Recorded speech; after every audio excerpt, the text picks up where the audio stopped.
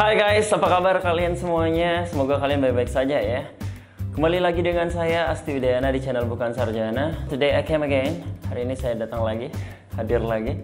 Tentunya untuk sharing tentang bahasa Inggris ya untuk hari ini. Nah, topik yang saya angkat di sini adalah apa sih yang perlu kalian perhatikan pada saat kalian berbicara dengan orang asing. Oke?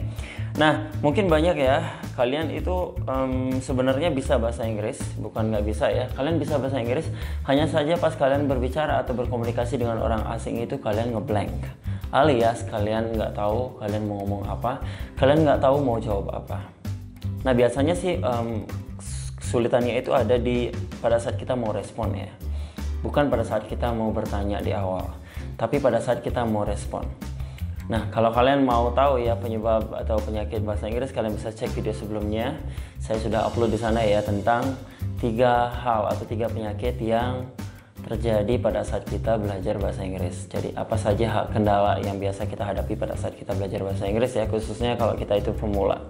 Well, sekarang ya saya sharing ke kalian apa yang perlu kalian siapin ketika kalian mau berbicara dengan orang asing, khususnya tentunya menggunakan bahasa Inggris ya, bukan bahasa lain. Nah, kita sering kali berkomunikasi dengan orang asing, kemudian kita itu ngeblank pada saat kita diajak bicara.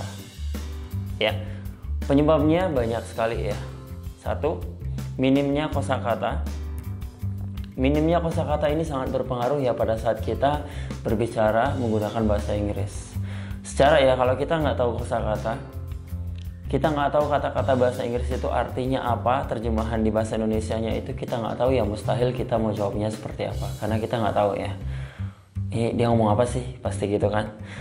Terus penyebab yang kedua ini accent, logat. Nah, ini sangat berpengaruh ya, jangan salah, kalian itu berbicara dengan orang asing itu bukan berarti mereka menggunakan bahasa Inggris sebagai bahasa resmi mereka.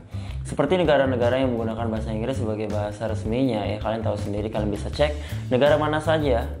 Ya tentunya ada US atau Amerika, kemudian ada Inggris, ada Australia, ada New Zealand atau Selandia Baru, dan masih banyak lagi negara-negara yang menggunakan bahasa Inggris sebagai bahasa resminya. Tetapi ada juga beberapa negara yang tidak menggunakan bahasa Inggris sebagai bahasa resminya. Ya. Nah, terus bagaimana? Apa hubungannya dengan kita berkomunikasi dengan mereka? Ya tentu ada hubungannya. Hubungannya adalah masing-masing negara punya aksen atau logat masing-masing, dialek bahasa masing-masing. Seperti orang Indonesia. Di Indonesia banyak sekali ada pulau ya.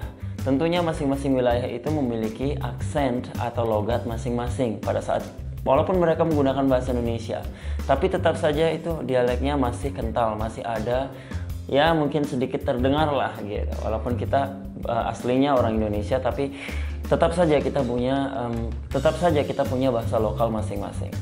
Nah, biasanya bahasa lokal kita yang akan mempengaruhi bahasa Inggris atau bahasa Indonesia. Oke, so kita balik lagi ke topik tadi ya. Nah, dialek atau aksen ini sangat berpengaruh. Kenapa? Kalau aksennya itu mudah difahami ya, contohnya kayak bahasa Inggris yang kalian sering dengar di film, di movie ya, film-film barat, itu pasti gampang difahami karena aksennya itu memang standar. Biasanya sih pakai aksen Amerika ya, tapi ketika mereka ngomong dengan aksen selain yang sering kita dengar itu, tentunya kita akan belepotan ya, dia ngomong apa sih. Nah, contohnya mungkin aksen India agak susah dipahami karena kata-katanya itu kayak disambung, jadi kayak jadi satu semuanya gitu, kayak nggak ada jeda, nggak ada spasi, nggak ada titik, nggak ada koma. Makanya kita susah, dia ngomong apa sih. Kalau kita miss satu kata saja, kita nggak tahu semuanya, right? So di sini penting banget ya, aksen itu sangat berpengaruh, right? Gimana ya, orang luar, khususnya orang luar Indonesia, belum tentu juga mereka menggunakan bahasa Inggris di negara mereka. Nah, mereka juga sama belajar seperti kita ini sekarang. Dan tentunya mereka punya logat atau aksen masing-masing. Ada yang mudah dipahami dan ada yang susah untuk dipahami. So, ini yang berpengaruh ya. Kenapa kadang kita ngeblank juga sih ngomong sama orang barat. Ngomong sama orang luar deh, orang asing. Oke? Nah, penyebab yang ketiga tentu karena kita itu kurang praktek speaking ya. Kurang praktek speaking, dan kadang kita juga kurang menguasai topik. Walaupun bahasa Inggris kita itu bagus, jangan salah ya, kalau kita nggak tahu topik, tentu itu bakalan garing banget guys. Nah, ketika kita diajak ngomongin masalah wisata mungkin atau pariwisata, terus kita itu nggak menguasai topik pariwisata. Nah, anggap saja pariwisata yang ada di Indonesia, tapi kita nggak begitu menguasai ya pariwisata di Indonesia di mana aja ya gitu. Terus wilayah-wilayah yang terkenal apa saja? Kenapa wilayah tersebut menjadi terkenal? Kalau kita nggak tahu, otomatis kita nggak bisa kan? Ibaratnya kita tuh diajak ngobrol, tapi kita nggak nyambung. Ya kesembung bogol gitu. Ini kendala yang nomor 3 ya saya taruh ya. Jadi alasannya karena kita itu nggak menguasai topik. Kita nggak menguasai topik, terus akhirnya kita nervous. Apa ya gitu. Akhirnya kita ngeblank. Walaupun kita tahu ya bahasa Inggris. Oke. Nah, sekarang cara mengatasinya seperti apa? Oke, kita ke masalah yang pertama tadi ada kosakata ya. Minimnya kosakata ya caranya kalian harus tambah koleksi kosakata kalian atau vocabulary kalian. Kalau kosakatanya kurang ya kalian harus targetin ya. Kosakata yang akan kalian gunakan minimal pada saat kalian berbicara dengan orang asing, kalian tahu topiknya apa, kalian harus cari kosakata sekitar sana. Kalau topiknya tentang pariwisata ya kosakata yang berhubungan dengan pariwisata tersebut. Pasti ada hotel, pasti ada turis, pasti ada wisatawan, ada guide segala macam, ada budaya, ada seni, banyak sekali, alam dan lain sebagainya. Nah, kosakata yang seperti ini kalian harus kumpulin, kalian harus hafalin juga, ya. Biar nanti kalian, at least kalau kalian nggak bisa translate, kalau kalian nggak bisa nerjemahin satu kalimat, kalian bisa ngerti beberapa kata gitu. Jadi, oh dia ngomongin tentang ini, tentang hotel, oke, saya bisa jawab. Tapi kalau kalian nggak tahu bahasa Inggrisnya pariwisata contohnya, ya kalian nggak bisa ngomongin tentang itu dong. Kalian pasti stuck. So itu fungsinya ya, kalaupun kalian nggak bisa hafalin 100%, kalaupun kalian nggak bisa nerjemahin 100% dari kalimat-kalimat yang lawan bicara kalian katakan, sampaikan, tapi at least kalian tahu beberapa kosakata di sana, di satu kalimat itu. Jadinya kalian punya ide lah, oh dia ngomongin ini, seperti itu.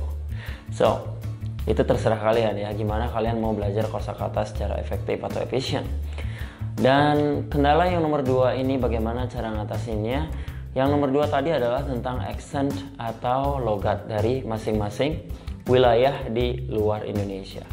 Nah, seperti contohnya mungkin negara India yang seperti saya bilang tadi, logatnya itu kental sekali. Logatnya kental sekali dan kadang kita susah untuk ngertiinnya.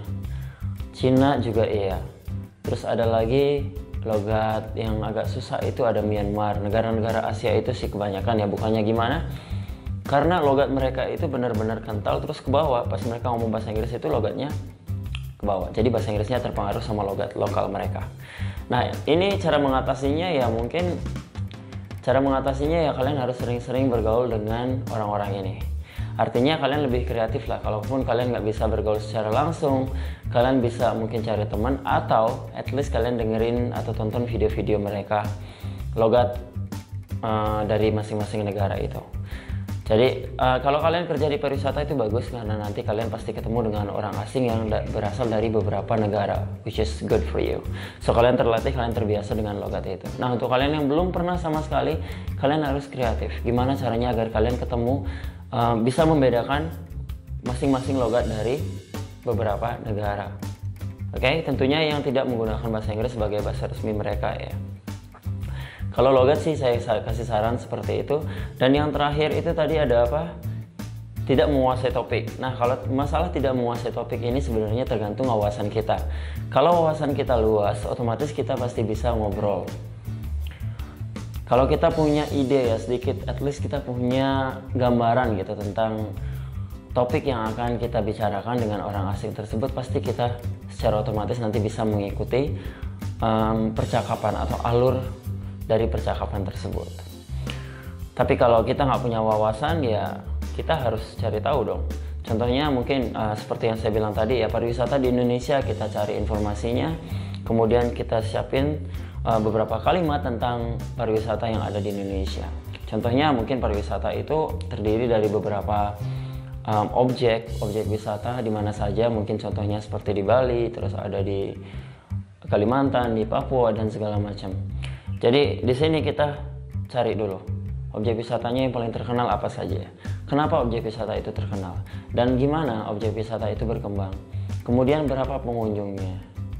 Ya. Kalau kalian bisa cari tentang culture atau budayanya itu lebih bagus lagi. Kembali lagi ya, ini kembali ke wawasan kalian.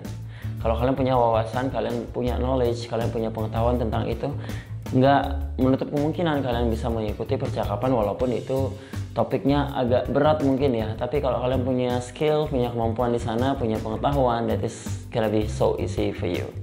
Oke? Ya, itu saja sebenarnya ya yang seperti pengalaman saya sendiri. Itu saja yang sering mempengaruhi atau faktor yang membuat kita itu panik atau kurang paham dengan apa yang dikatakan oleh orang luar, khususnya dalam menggunakan bahasa Inggris. Kita sering ngeblank, kita sering lupa, kita sering macet tiba-tiba ya, nggak tahu ngomong apa gitu. Mau ngomong apa sih? Ya, ini penyebabnya ya. So, rajin-rajin belajar. Yang namanya bahasa Inggris itu emang gampang-gampang susah.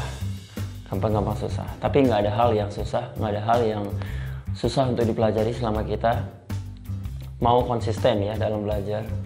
Jadi kalian jadwalin belajarnya seberapa sering dan gimana sistem belajar kalian yang menurut kalian itu nyaman. Nggak mesti di dalam kelas, nggak mesti di luar ruangan juga. That's up to you.